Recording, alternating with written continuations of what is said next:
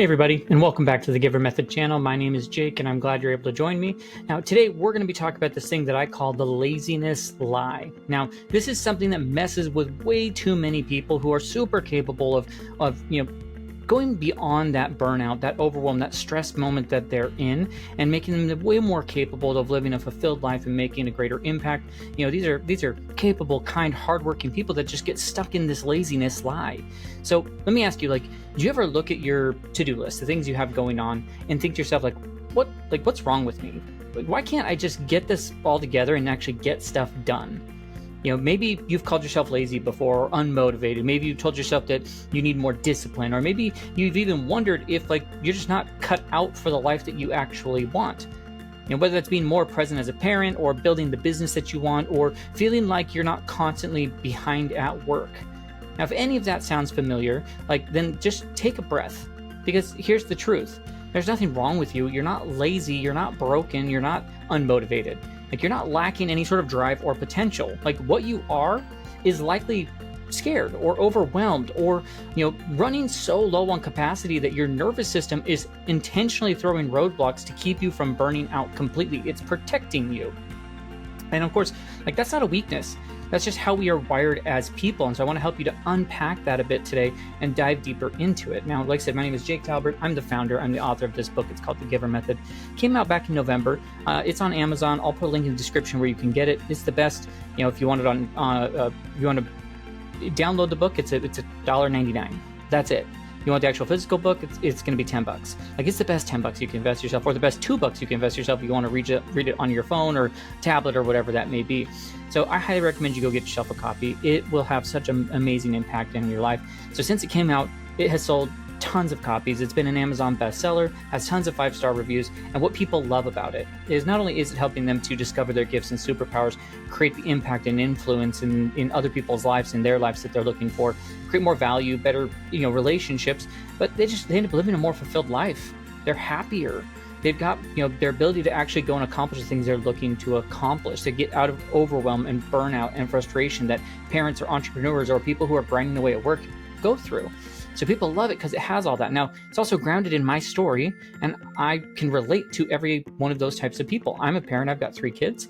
I'm an entrepreneur. And on top of that, I've worked in that corporate 9-to-5 space grinding away. So everything's grounded in my own story. So I've walked a similar path as you. So the exercises, the action items in every chapter are designed for busy people like yourself, that you can start to make that impact without burning everything down and starting from scratch. All right. So once again, I'll put the link in the description, or you could pause the video, go to Amazon real quick, buy yourself a copy of the book, come back, finish watching the video, and we can go from there. Now, what I have found, and I used to think this about myself, I used to think to myself that I was lazy too, right? I'd have these big ideas, and that genuinely fired me up, whether it was a personal idea, a business idea, whatever that may be. And then I'd spend the whole day trying to get ready to start. I'd clean out my inbox, or I'd rework something on a page. I'd, get my to-do list, my check boxes, all my things, rearrange my space, my office, whatever. But I wasn't doing the things that mattered most, because deep down I was terrified. And it's hard to acknowledge that, but the more you watch this video, the more you'll realize it's a fear. I was terrified of what might happen if I actually showed up and gave all of myself authentically, and what if it was still not enough? If you've been stuck in this sort of a place where the pressure to perform feels heavier than just protecting itself, then like I said, I want you to know you're not alone, and you're definitely not lazy. You've just been taught that what is really going on underneath is that you've got that stuck feeling. People just want you to, they don't want to help move past that. They can't see the path how you get out of that world. So in this video, I want to walk you through these 7 shifts, strategies, core things you can do. They're things that helped me. I've helped hundreds of other people with, to break free from this cycle of avoidance or shame or burnout, and finally start taking action from a place of self-respect and curiosity and authenticity instead of criticism. So this isn't a just do it pep talk. This is not designed to be a woo-woo, mess with your brain sort of just motivational tactic. We're not here for hustle culture or productivity guilt or shame-based motivation. This is about learning how you work with your own nervous system, not against it. And how you do that is with where you are right now, with your busy life, with all the things you already have going on. Because when you stop spending energy just beating yourself up and you finally start using that energy to work on what actually matters, like that work, like is going to reflect who you are, and it's going to light you up so much more. So if you've been stuck in these patterns of whether it's procrastination or perfectionism, which is a fear, or just feeling like you're never quite enough, this might be the reset you need. Once again, everything comes from the Giver Method, book and the principles that are there. I recommend you get a copy of it, because when you stop wasting energy on self-criticism, that energy becomes available for you to use for your actual gifts and talents. Maybe make them be superpowers. When you understand that your sensitivity to judgment is actually part of what's making you great at serving others, like you can transform some of your greatest vulnerabilities into some of your greatest strengths. So you can dive deeper into that by getting a copy on Amazon. You can also check things out on thegivermethod.com for more details about things that we do. So the book link, Giver Method, all that stuff is going to be down in the description. At the same time, down in the description, you'll find ways that you can go follow us on Facebook, TikTok, Instagram, LinkedIn, all of the places. Now, if you're ready for more personalized support, you want to move through this, like maybe having someone in your corner to help you move through the resistance, or the comparison criticisms in your head, to get to that next level. If you need someone in your court, and you look for that one-on-one attention, then I opened up a few coaching positions, and you can check out the link below that talks about coaching, and learn more about that and book a call if it makes sense. Now, if you potentially then lead a team or run a podcast, have an event, host an event, a platform, whatever, where people gather, and you feel that this message could serve them, then I'd love to chat how we could bring it to your audience in a very real and practical and actionable way. So you'll find a link below for speaking and podcasting. And then, of course, if you like the video, please, hit the like button, of course, subscribe to the channel, tap the bell for notifications so you don't miss out on the future content we do, because I post videos all week long, and I would hate for you to miss out on something that could help you unlock what your potential is, and ready to start working with your natural patterns that are built into you. And so with that, we'll just kind of continue on. Let's dig into like what you've been maybe calling laziness or thinking as unmotivation, and find the real path forward that honors both your goals and the humanity side of you. And so the first principle or kind of pivot that I want you to think about is like, what if you're not lazy? You're just protecting yourself. This is like a fear recognition, and naming system. Because like I said, that's truly what it is, even though you may not feel it that way, But the truth that, that this is, I'm truly, when you acknowledge this, it's something that could completely change yourself. Like, once again, you're not lazy. You're protecting yourself. And that sounds weird at first, but your brain has this built-in alarm system. That's just how we're wired. When something feels risky or overwhelming, it hits the brakes, not because you're weak or unmotivated, because it thinks it's trying to keep you safe. It's the same system that would stop you from walking into a dangerous situation or prevent you from being eaten by a predator in a previous life. But instead of running from a bear, it's like you're running from a what if I fail, or what if people think I'm not good enough, or what if I go for it and I fall flat on my face. See, the more that something matters to you, the more your business, your relationships, your goals, the more your brain goes whoa, hold on, this is that change, that thing could be scary, let's avoid that. And then it labels it as that creates this where you freeze up. It says, well, you're frozen. Well, that's because you're lazy, you're unmotivated, but it's not lazy. Like I said, it's just a self-protection. So if you're a parent who feels like you're already stretched thin, or an entrepreneur sitting on the idea that you haven't launched yet, maybe your employee's stuck at with an unfinished project, this is especially for you, because you're not lazy. It's just you do care. Maybe you care too much, and that caring creates pressure, which creates fear, which leads to this avoidance. So here's what I want you to do about it. A couple of ideas. You can try this the next time that you start finding that you're putting something off. Do a quick gut check and ask yourself, am I avoiding this because I'm actually exhausted, or because I'm scared of what this task might say about me, or how I might show up? If I had the energy for something fun or low risk, would I still be dragging my feet on this? And here's a big one to think about when framing it up is what am I afraid might happen if I actually go and try it? Now, if you've got your phone nearby, or you can take a note or whatever, title it stuff I avoided and why. And then jot down your answer, what you noticed. You'll see, you're gonna start to see these patterns show up. Anytime you start tracking things and journaling things, you can look for these patterns that show up, and you discover that, once again, you're not afraid of the task, you're afraid of what the outcome would say about you. And that's easy to change, because that's just a mindset shift.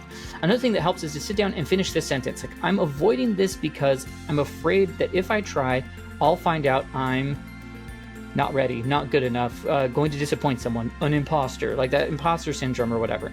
Like that's real, okay? And it's worth hearing and not judging. You don't need to bulldoze those fears, but just get honest of why they are, like why they're showing up. Because when you name the fear, you like take away its power, and you can actually go do something about it. Like, is it I'm not good enough? No, I'm good enough. Anyone else could do this. Like, am I going to disappoint someone? No, people are going to actually applaud me because I'm making these changes that are so grounded in who I am. And then here's a step that or let me just put it this way. All of these things, this idea, it matters because if you keep calling yourself lazy, if you keep, you're gonna stay stuck where you are, because that laziness is like a shame tactic that your brain's doing to protect you. The shame doesn't motivate, it paralyzes. And when you realize your brain, it's not the enemy, right? It's just being overprotective. So you stop fighting it and you can start working with it and acknowledging cool, I just realized that's my brain telling me to do this, and I can shift from here. And so today, if all you did was pause and ask, what am I really avoiding? That's a win. That's a movement. That's the beginning of a different kind of momentum, and helps you take these other shifts and principles we're going to talk about and really start to put them into motion. And so the second one I want to cover is there's this perfectionism disguised detection system. When we want to get it right, we want to do it right, we got to do this the right way. It keeps you stuck, right? And recognizing creating these false high standards become avoidance tactics. Perfectionism is fear, just plainly calling it what it is. Too many people, individuals, businesses, they get stuck on this, it has to be done this way, and they never get things live, they never get things done, they never take action, and it impacts them so much. Have you ever convinced yourself you're being responsible? When you're really just avoiding the risk of messing up. I've done it. A lot of us have. There's that sneaky voice, that perfectionism that it loves to wear this mask that says hey, I'm being thorough, right? But underneath that, it's fear of doing it wrong, fear of unlocking, of looking unqualified, fear of being judged just for putting something out there that's not perfectly polished and clean. And if you care deeply about the work you're doing, your family, your business, whatever, it makes sense. You want things to be done well. I'm not saying be sloppy, but there's a big difference between sloppy and perfectionism, overdoing it with perfectionism. Somewhere along the line, doing it, turned into this, it has to be flawless, and that shift, it paralyzes you. You end up stuck in endless planning or researching or tweaking and changing and never actually hitting publish, starting the conversation, taking that leap, doing some sort of action. You feel productive, you feel like you're working, but you're actually avoiding, it's avoidance. It's just avoidance wrapped in some sort of a good intention. And so let's talk about how you spot that. One thing I recommend is that you track your prep versus action time. Look at a task, any task, and ask how much time am I spending planning it versus actually doing it? If it's 80% prep, 20% action, that's not you being a high performer. That's fear pretending to be excellence. So let's talk about how you break that.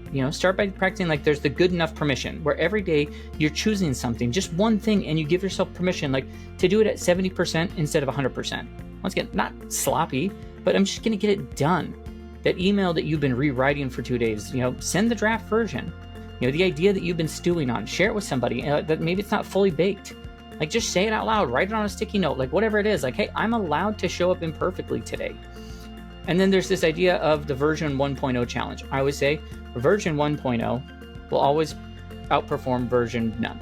Version 1 is always better than version none. Because version none, nothing happens. You're always in planning and engagement mode. It's no, get version 1, and then you can learn and pivot. So pick something that you've been sitting on, a post, a pitch, a plan, whatever, and commit to putting it into the world as it is. Not because it's final, but because nothing can improve until you actually start. Version 1.0 is where you actually, the real growth begins. And it's important because your best work, your real gifts, they don't come in these perfect polished moments. They come in honest effort and real feedback and being courageous enough to share them. And when you learn to act before you're ready, you don't just get more done, but you actually show up braver. You have more resilience. You build the kind of confidence that doesn't disappear in a moment that you make a mistake. And the next time that you find yourself obsessing over getting it just right, pause and ask, is this really something about excellence, or am I just scared, to be seen trying? Am I scared that it will look a certain way? Because the truth is, like, the world doesn't need your perfect version. It needs the real you. It needs the brave you. It needs the version 1.0 of you and what you're trying to become. And that leads us to the third thing, which is like, stop the shame spiral before it sucks you in. Like, you have to break this cycle of self-criticism, and because it creates avoidance in your life. If we're real, like, calling yourself lazy or unmotivated doesn't lead to motivation. It leads to stuckness or more guilt or more scrolling, in the pit of, like, I'm scrolling through things just to scroll, and I've got this pit of the stomach feeling I should be doing something. Like, what's really happening every time you beat yourself up about not doing, like, enough, your brain is treating it like a threat. And so whether someone else is criticizing you or you're doing it to yourself, like, your nervous system reacts in the same way. You shift into a defense mode, which means, like, there's avoidance, more fog, more exhaustion. So now you're not just avoiding the task, you're avoiding yourself.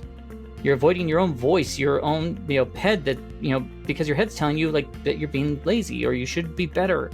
Everyone else seems to have it handled better than you, whatever. Like, it's like trying to run a race while punching yourself in the face. Like, this just doesn't work. So that cycle, you avoid something, the shame that you shame yourself for avoiding it, and then you avoid it even harder. And that's this shame spiral.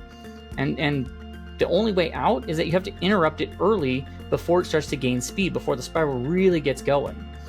Okay, so one of the best tools for doing this is this, like, there's these shame interrupts, which are just quick phrases that you keep in your back pocket for the moment you find yourself starting down that shame path. Think of things like, hold on, I'm not lazy, probably just scared. Let me think about what it is. What if my brain's trying to protect me from something right now? What could that be? Hey, I'm not weak. I'm a little overwhelmed, and that's a different thing. The goal isn't to make excuses. It's just to tell yourself the truth instead of letting that shame voice start to run wild.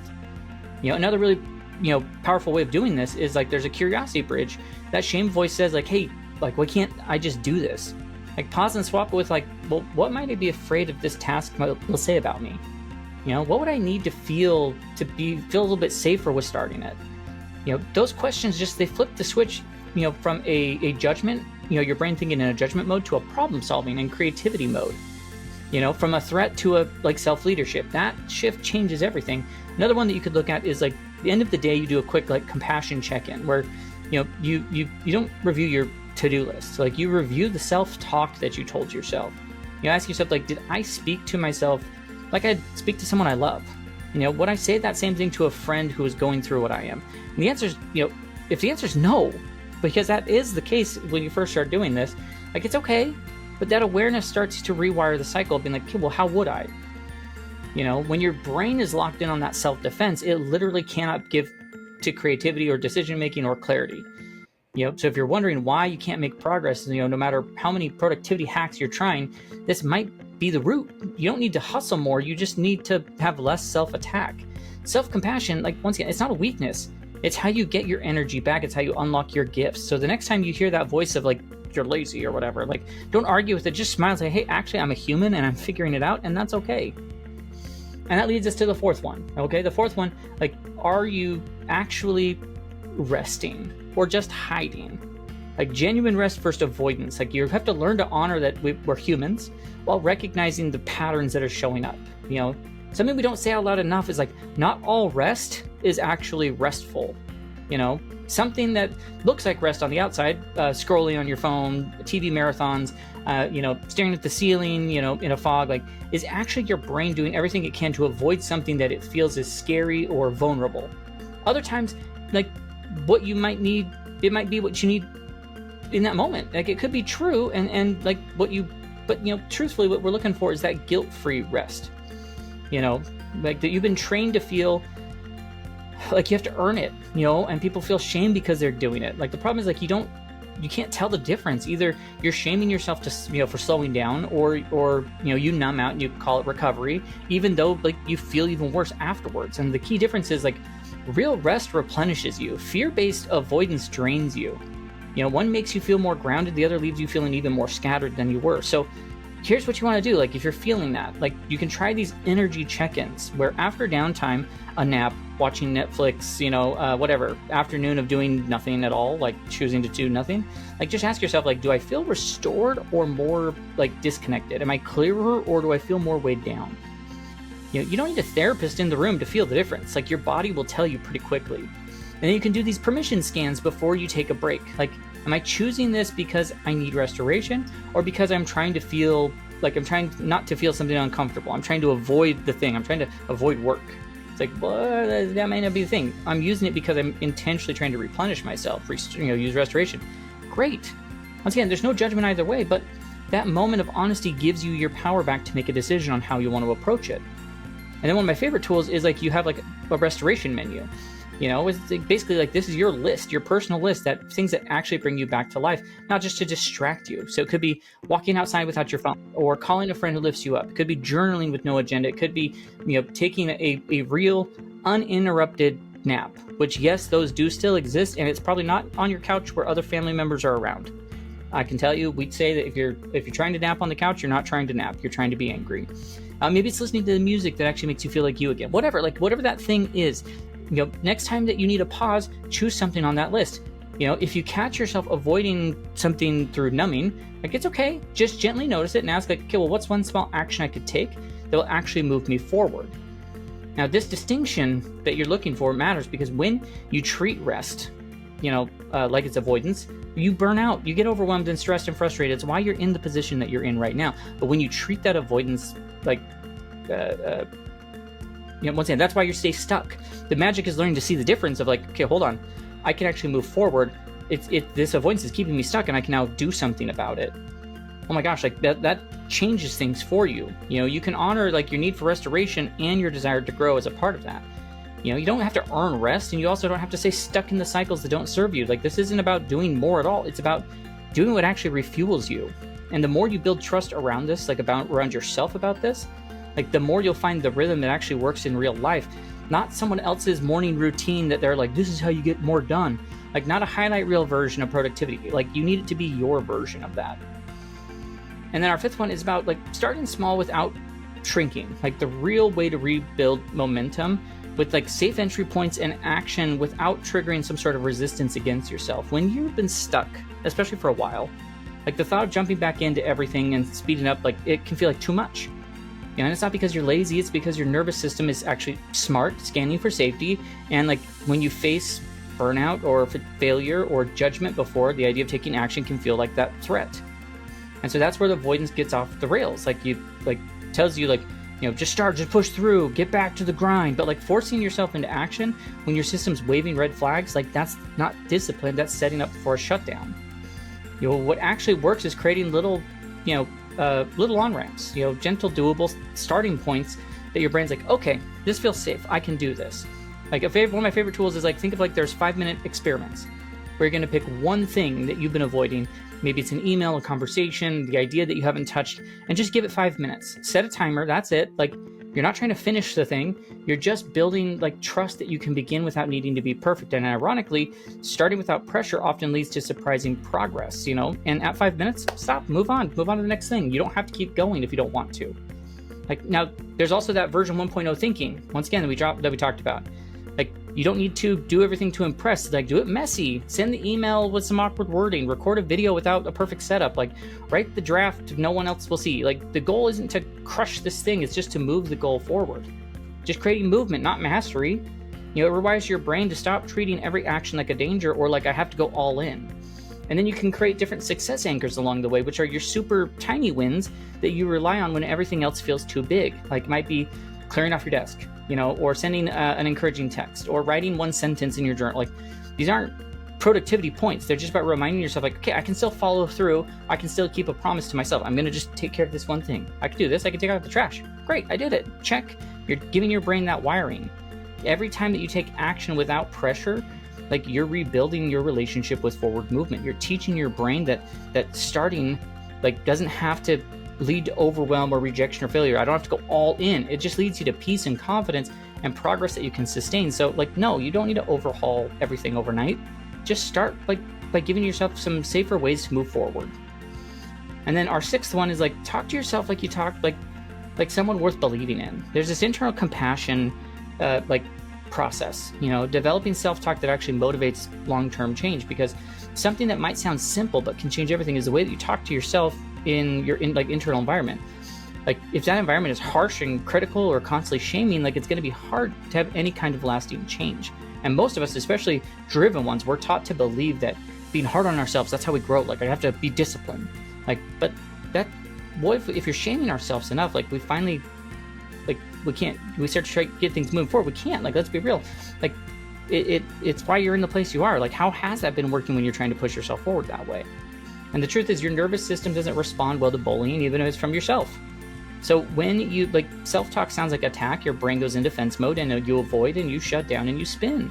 But if the inner voice sounds more like a mentor or a friend, someone who believes in you, like when you're struggling, like your brain relaxes and you can access more motivation and clarity. So what you want to do, like, think about it this way, like there's the friend test. Anytime your inner critic starts to come up, calling you lazy or undisciplined, unmotivated, like, you know, whenever whatever its favorite label is, pause and ask yourself, like, would I ever say this to someone I care about? And if not, what would I say?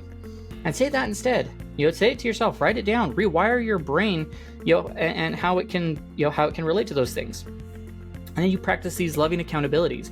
You know, and this is where you hold space for your goals and your growth without throwing punches. So instead of saying like, I'm such a mess, and I never follow through, like try like, hey, I'm struggling with, you know, consistency right now.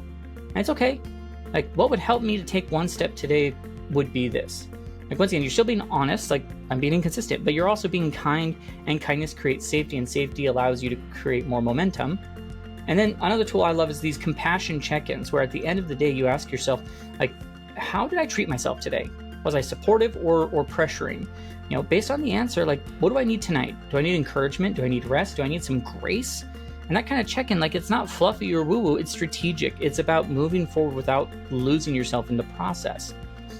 And this is why it's so important, because like you can't shame yourself into full potential. You grow into it, you nurture it. You know, when your internal environment becomes a place of belief instead of blame, you stop running on the struggles, you start building from the struggles you have. So don't wait for someone else to show up and talk kindness to you. Be that person to yourself.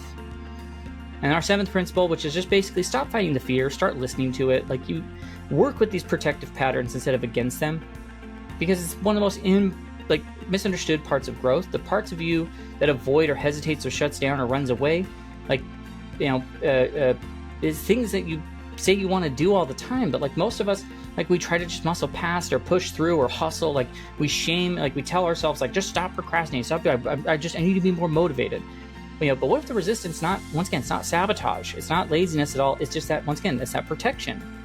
So what if the part of you that is dragging feels like you're actually, you know, you look at it as it's trying to help you, not like in the most effective way, but maybe, hey, but still, like, it has good intention. So that's why, you know, you need to shift it. Instead of that bullying from your fear into silence, like, start the conversation with it. You know, have a fear dialogue. The next time you catch yourself resisting something important, like, hey, what am I trying to protect me from right now? Once again, you don't have to overthink the answer, just listen. Maybe even write it down, like, see what shows up. You can also do these safety negotiations where if fear is protecting you from rejection or overwhelm, ask, like, what would make me feel safer? Maybe it's starting smaller. Maybe it's looping in some support.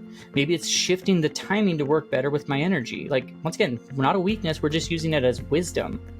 You know, that's your system trying to create stability that you can actually use to move forward. And then one other idea is, like, you can use like wisdom extraction, where if something keeps feeling heavy or stuck, ask yourself, like what might this resistance be trying to teach me? Maybe you're working out of alignment with your values. Maybe you've been approaching it in a different way. Like, your resistance might be the message, like, might be a messenger, not the enemy.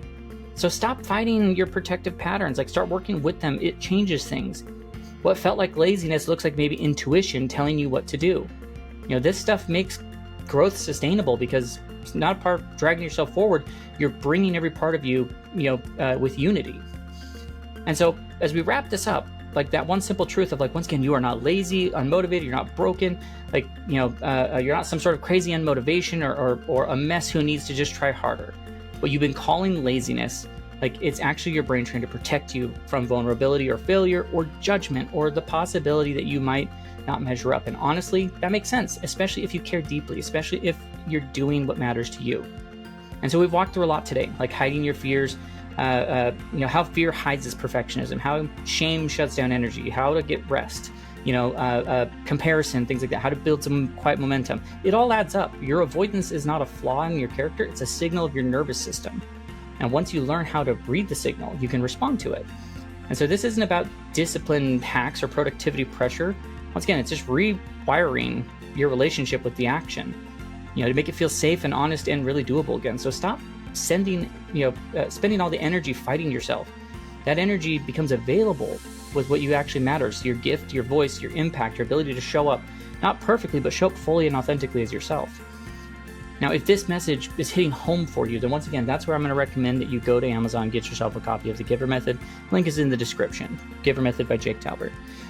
It's the framework for real-life strategies to help you to move from self-doubt and pressure into clarity and impact and momentum without burning out or abandoning your gifts. If you're ready for personal support, once again, check out the coaching link below where we could talk. You could look into what that looks like and figure out how it would work for you. If you have a team, a podcast, an event, and you'd love to have this type of message there, check out the speaking and podcasting link so we can look into how we could bring that to your audience. But before we go, I'd love to hear from you. Drop a comment. Let me know what stood out to you. Which of these things are you going to start putting into motion right away? At the same time, like the video, hit subscribe, ring the bell for notifications if you have not already, so you get what's coming next. Just remember this: that resistance, it isn't proof you're lazy. It's proof that you care, and it's proof that there's something inside you worth protecting. And now you've got the tools to help that, protection evolve. So instead of stopping you, it starts walking with you. You're not lazy. You're just human. And that's more than enough to begin with. Just start taking some action. So excited to see what you'll create when you do. And with that, I'll just say, we will catch you on our next video. Have a great rest of your day.